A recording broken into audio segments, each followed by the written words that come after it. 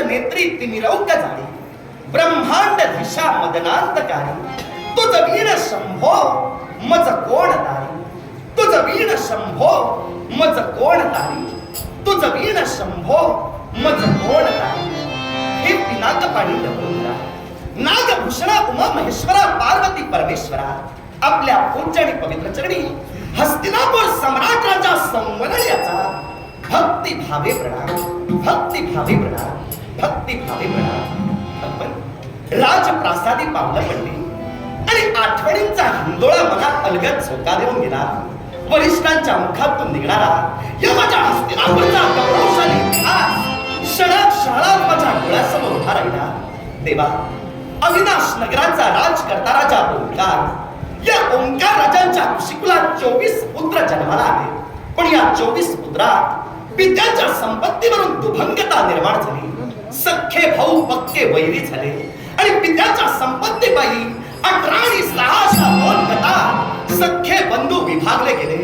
शेवटी पित्याच्या संपत्तीसाठी सख्खे बंधू पक्के वैरी होऊन एकमेकांच्या नाशाभित्यांना रणांगणात उभे ठाकले आणि विद्याच्या संपत्तीसाठी शेवटी आपापसात भांडून 18 आणि 6 असे अविनाश नगराचे राजकर्ते राजे ओंकार यांचे 24 पुत्र मृत झाले.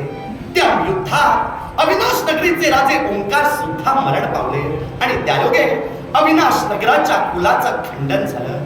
अविनाश नगराच्या पुरोहितांनी अविनाश नगराची विपुल अशी धनसंपदा एका वृक्षाच्या खाली गाडून ठेवली. अत्री महंतांचे पुत्र म्हणजे सोमऋषी, हे सोमऋषी पृथ्वी परिभ्रमणासाठी ज्यावेळी बाहेर निघाले त्यावेळी त्या वृक्षाच्या छायेत ते निद्रिस्त झाले आणि त्यावेळी त्यांना स्वप्न दृष्टांत झाला. हे सोमऋषी, ज्या वृक्षाच्या छायेत तू निद्रिस्त झालायस, या वृक्षाच्या खाली अविनाश नगराची विपुल अशी धनसंपदा काढली गेली आहे. तेव्हा झालेला दृष्टांत सत्य की हे स्वप्न पाहण्यासाठी त्यांनी तात्काळ खोद कामाला सुरुवात केली आणि त्यातून काय बाहेर निघालं तर सूर्य देवतेच्या असंख्य किरणांनी धरा जशी प्रफुल्लित व्हावी तशी अनेक अशी रत्न सोमऋषींच्या निदर्शनास पडली आणि त्यायोगे त्या रत्नातून त्या संपत्ती योगे सृष्टीतील उत्तम असे कारागीर बोलावून खऱ्या अर्थानं अत्रे महंत सोमऋषींनी या विश्वात एक सुंदर असे नगर प्रस्थापित केलं. पण त्या सुंदर अशा नगराला नाव काय द्यावं हा प्रश्न उपस्थित झाला.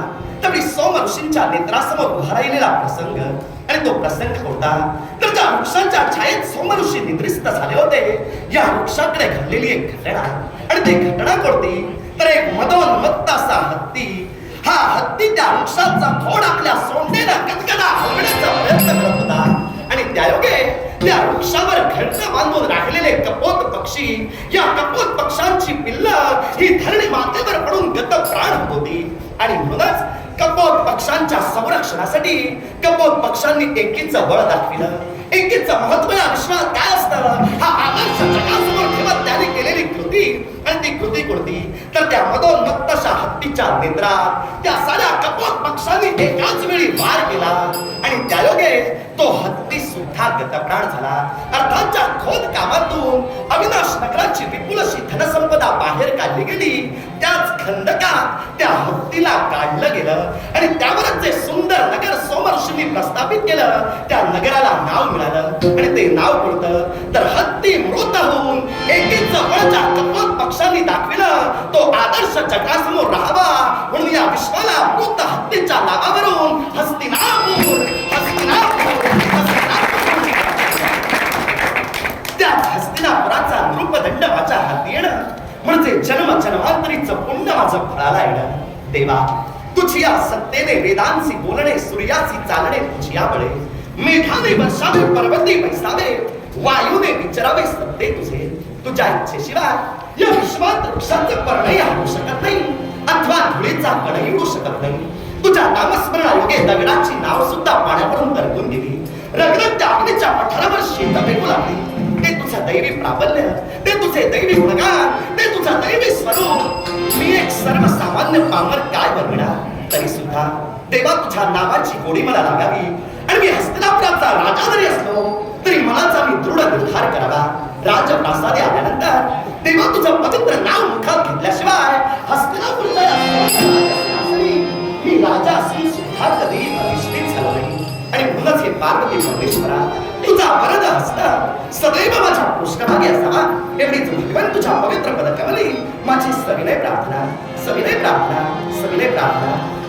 देवा करुणा करा, ईश्वरा देवा करुणा करा,